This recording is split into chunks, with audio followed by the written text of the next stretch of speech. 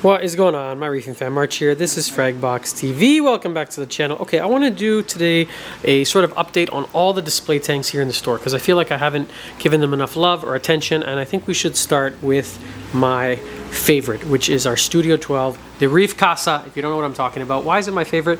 Because it is just glorious. Look at how much is going on with this tank. If you're in England, you're in the United Kingdom and you want one, Advanced Aquarium Consultancy does have these in stock. They can help you out. Go check them out. But look how much is happening in a 12 gallon, which works out to about 45 liters. There's just so many different corals, 50 different types, I think the last time we counted, and it's just thriving. Like, it's such a little volume of water, and it's really quite magical. You know what's going on in here. A nice selection of zoas across the top. We have branching Monty that has just exploded in growth under our Reef Casa Halo light. Some more Monty over here off to the side. Fabio's favorite living creature in the store of all time, the bumblebee snail. Can you tell me why? Why is that your favorite? I just You don't even know. Okay, he just... I like that they represent the You're actual so name. weird. Yeah, actually that is good. They do look exactly like their name. And nice collection of flower pots in the middle. And then right at the bottom, if you ever want to keep these guys, go for low flow. Clove polyps, low flow, low light. Look how they're almost getting shaded by these ones here. And look how fat and happy they look. Actually, we have some really nice clove polyps that just came in. I'm about to shoot a spotlight video on these ones. I don't even know if there's enough to say in a whole video. It's just low flow, low light, and they're gonna look great.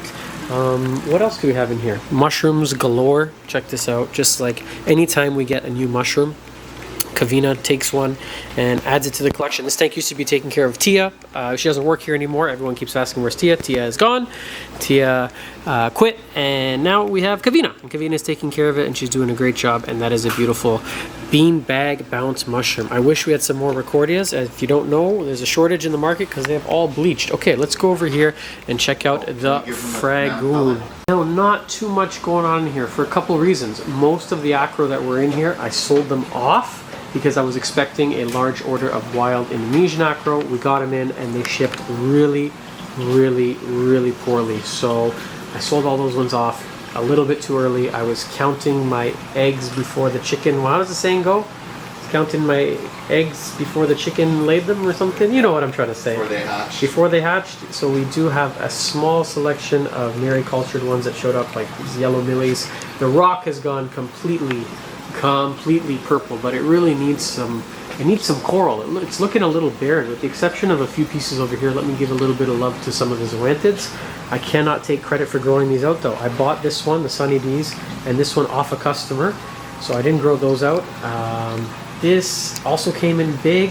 The only piece that I really can say that I've grown in here are these. This bird's nest was small and now it's massive. This leather has exploded in size. Even this, I can't take credit for it. This already came as a beautiful large red digitata. I'm very happy with the radions. You know what? It's been some time. I was thinking I was going to have to put on some T5s. You know, I come from a different era of lighting, and I think this is the first time I'm truly happy with LED. The corals look healthy. It bounces the light around nicely. I'm running 3 of the G6 XR30 blues over a 6 foot by just over 3 foot tank, and it lights it up beautifully, and the stuff looks great, and they've done an awesome job. What else? We have a couple clams in here, but it needs more. It needs a little bit more love. No one is really taking care of this tank. What do I mean when I say that? Like, everyone sort of has a tank that's dedicated to them. That one's not being taken care of by any employees. Hint, hint, nudge, nudge. Actually, I'm afraid of that face. I'm afraid to give you a tank because you're... I take care of the saw. That's it. He's the bandsaw master. This is our Red Sea Reefer 250. It's a G1. It's got to be 6 years old now. And I basically have already taken this tank down in my mind. I don't know if anyone has ever done that out there where you know that it's going to come down, so you start to neglect a little bit like this. You'll see the Aptasia growing in between the zoas. I'm like, okay, we should get rid of them. But also, this tank is we're gonna tear it down in the foreseeable future at some point during this year. Like, the Zoa Gardens is looking fantastic. I'll still give you a little bit of an update. Utter chaos. Big, healthy, happy. Our clownfish are very confused and think this is an anemone. And I guess they think this is an enemy as well. They'll host just about anything we give them. This is kind of funky. We have some green GSP, but it's the exact same color as this frog spawn, so they almost like morph into one. A little bit more Aptasia. I'm proud to show you guys, but we're also growing feather dusters. Don't confuse the feather dusters. Don't confuse the feather dusters with Aptasia. They're different, even though they look kind of similar. The bird's nest, just as they started to dial in and look great and actually fuse. I don't know if I can show you guys quite on camera.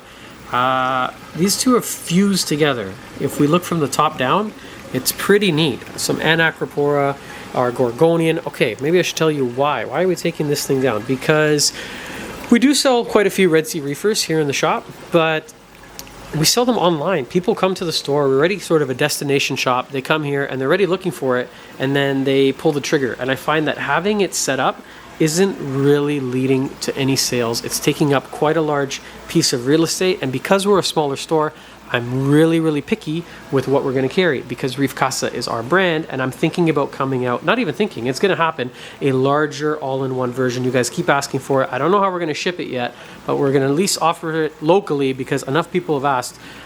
So I have to say goodbye to the Red Sea Reefer, because that's the spot that I want to put it in. I don't really have a lot of other spots unless you're watching this and you can recommend something. But, you know, 5-6 years, the thing didn't explode at the seams, which is a good sign for these tanks. Why am I saying that? Because sometimes it happens. But I will also say that Red Sea is very good on their warranty. I've seen them replace tanks very far out of warranty. G2s, I haven't seen a lot of issues with them. We've seen a few of the bigger ones.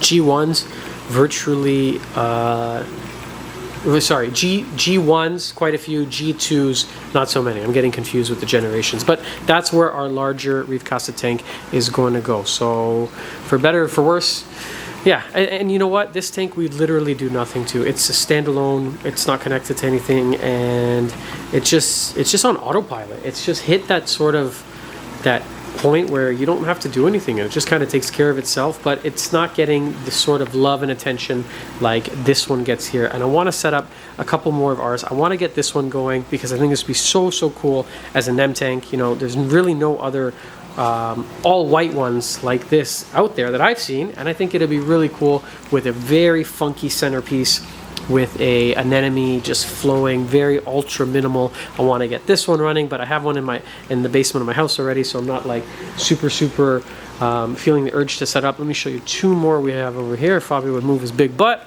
Our big display. This is what we call March's display tank. This thing is just packed, you know. Just I have to start being really picky with what's going in here because I'm very pressed with space. Let me show you a couple of the corals though. This over here, I've never seen this anywhere else. If anyone has the name for it and you want to give it to me, I would say thank you. Please comment below. It's some sort of, I don't know, some sort of leather, but it's got really nice bright green polyps. 2 or even 3 Duncan colonies that started as frags and have just exploded. One here, here's another one. And when I like something, I like it. You know what? I go big. I go hard on it. So there's our third one there. But they started small. I just kind of planted them around the tank, but I'm now sitting on 3 different colonies. The funkiest, look at this. If the fish would stop swimming for a second. See this toadstool? Look how it's just stretching. It started all the way down here. I thought, okay, it doesn't need that much light. And look how it's just reached its trunk all the way up through this cavern. And it's meandered its way.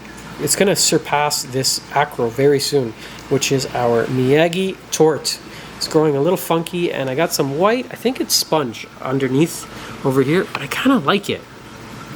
You know, I don't think it's bothering it all that much. I do like the sponges. I feel like it makes it look a lot more like a reef tank. So if we look over here underneath these acans, check out this pink one. This one I have to cut back maybe every couple months because I find that if I don't, it will start to really bother the acan corals, which are getting a lot of flow right now. Our Neros are turned up quite high. This one is getting really shaded, so you can see how puffy it is. It's really stretching for the light. Over here, some Anacropora, some more acans. Man, I don't even remember gluing these things in. This annoying thing, which I love, is the Tyree Pink Lemonade. And I glued it down thinking, okay, I'm going to stick it here and it's going to grow as a frag. Actually, it started, I think, over here. See this piece? Then what I decided for the last 1.5 or 2 years is, no, I'm going to encrust, And now I'm going to grow over here after taking up all this nice real estate. So hard corals are kind of weird like that. You glue them in one spot. It doesn't mean they're actually going to words are hard. Grow from that one spot. We have some cup coral, stylophora. I think I got too much green. Wow, you know what? Now that I'm looking at it, we got green, green, green, green, green, greeny yellow, and rainbow loom, green. Duncan kind of green. You know, I think I am a little bit colorblind. My flower pot rock is starting to fill in really nicely here. I keep picking out different varieties as we get them in. Ghanies, Alvies, one or the other.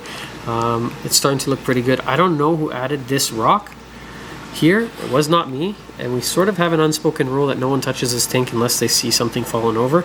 My orange passion, because I was lazy and I left it on the sand bed too long, has turned completely green. So this piece really wants to be higher up.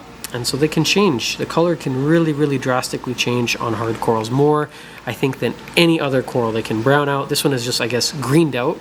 We're gonna have to put them higher. I am struggling with one piece, and I kind of struggle with this one intermittently, which is the Forest Fire digitata. It's like I start with a good frag. It grows somewhat, so this one's about tripled in size, and then I get this same stupid issue where the polyps retract, and then the color fades, and then they stop growing. And that's where I am with that. And yeah, you know what? I was watching a Tidal Gardens episode recently, and he says corals are finicky. So he's totally right. I'm not going to go and start making changes to the whole system to just try and appease that one thing. Frick, I think the Xenia is back. Not the Xenia, the Anthelia. This thing is my biggest regret, is putting some of this in the tank, because it just pops up. It's just so invasive. Like everywhere I look, I got more of this, and it makes me think like, why did I do that? But we don't sell it anymore because I feel bad selling that to anyone. Our little hammer torch garden, it's looking good again with the issue of the Anthelia kind of popping up there. This is really funky. You look at you getting some nice streaks of color. You know, there's so much going on in the shop with ordering and customer service and cleaning and dealing with the website and photos and YouTube and traveling and stocking the shelves and accounting and everything, that sometimes I don't get time to really just enjoy the display tanks that we've set up. So these sort of videos give me a chance to like, oh, look at that. Look how freaking cool this hammer is getting. I really just haven't noticed that at all until right now. I'm just trying to do a little mushroom garden down here. I feel really bad about placing this acro, and he's going to come out as soon as this video is done, because it's a really dumb spot. He's getting stung to the left. He's getting cyano on his butt back there because there's no flow. It was a really, really nice red color, and I've moved it too far down, and he's completely browned out. He's got to be, I think, a little bit higher than that. So I think I'm going to just turn this into a mushroom section and stop trying to, it's just too much. It's just too much coral. March, you got to take it easy. Okay, let's finish with the last one here, which is another one of my favorites. I guess they're all my favorites. This is our mantis shrimp tank. Love it or hate it with our white background. We're going to set up this one too as well. We have one left with the stand. If somebody wants a deal, check it out. That's $4.49 Canadian, tank and stand. This is the Tide. I'm going to set up another one, not this exact one. If I'm being honest, we just made the stand a little bit too short. That's why it's discounted like that. I'd like it a little taller. Come take advantage. Maybe you're a short person, you're vertically challenged. This tank is for you. But anyways, that being said, our mantis shrimp is here somewhere. He's hiding. This is a lot of fun, keeping him with coral. This tank we actually have not water changed. I think it's coming up on 3 months. It's part of a larger video series that I'm doing, which is called No More Water Change. And I'm inspired by Danny's aquarium over in Netherlands, how he doesn't do any. And I'm trying it here, and it seems to be working really well. The macroalgae is growing like crazy. That's what we're using for nutrient export, for keeping our nitrates and phosphates down. We have this one fish who's managed to survive a very long time with the mantis. I think they're buddies now. Anytime we find any pests in the store, any worms, any crabs, we throw them in here. Actually, I think I can see him right now under the rock. You see those black legs? That is a gorilla crab, and I don't know how he's surviving with, it's like he's just become friends with Mr. Twinkie over here. Look at those little eyes poking out from behind the rock. They're buddies. He's punched him once in the face, and it didn't kill him. Usually once he strikes something, that's it. It's game over. With the exception of the flower pots. You see the pink one right there, center of your screen?